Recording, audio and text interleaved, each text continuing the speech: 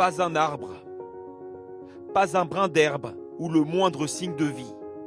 Rien. Juste une étendue blanche, du sel de tous les côtés sur 7500 km² qui craque sous les pieds. En revanche, dans le grand désert de Kutch, il y a des touristes d'Inde et d'ailleurs, attirés par cette étendue unique. On a l'impression d'être sur la Lune. C'est vraiment lunaire comme paysage. C'est presque magique. Je n'avais jamais vu ça avant. C'est un peu comme si on était sur une autre planète. Ancien bras de la mer d'Arabie, il y a plus de 2000 ans, l'eau salée a depuis laissé place au désert.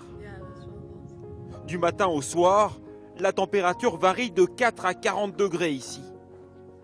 Et les couleurs n'en finissent plus de transformer le paysage. Un même désert et deux visages. Au dos de la carte postale, il y a les travailleurs du sel, dont l'espérance de vie ne dépasse pas les 60 ans. Ces paludiers passent une dizaine d'heures par jour dans ces champs blancs. Ici, tout se fait à la force des bras. Avant la récolte, pendant des semaines, il faut tasser le sol, le ratisser inlassablement. Il faut que j'utilise ce râteau tous les jours pour que le sel soit de bonne qualité. Comme ça, il deviendra plus dense. Parce que si on ne fait pas ce travail, le sel sera comme ça. Et ça ne sert à rien. Manisha fait ce métier depuis toujours.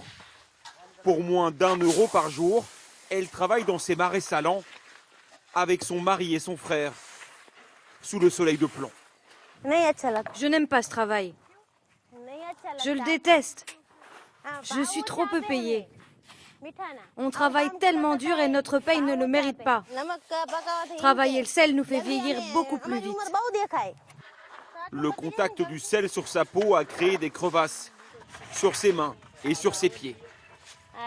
Ici, la majorité des travailleurs ne portent aucune protection.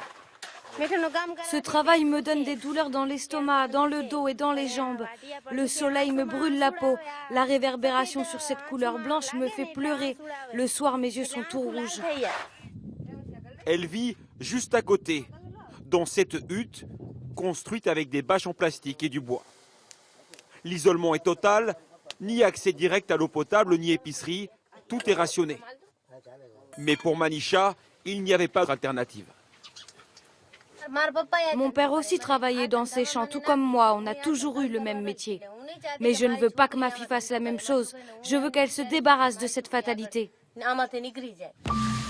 Environ 6000 familles comme celle de Manisha travaillent dans ces conditions, 8 mois par an, après la saison des pluies. Le fruit de leur travail sera revendu partout en Asie. Ils contribuent à faire de l'Inde le 3e producteur de sel au monde.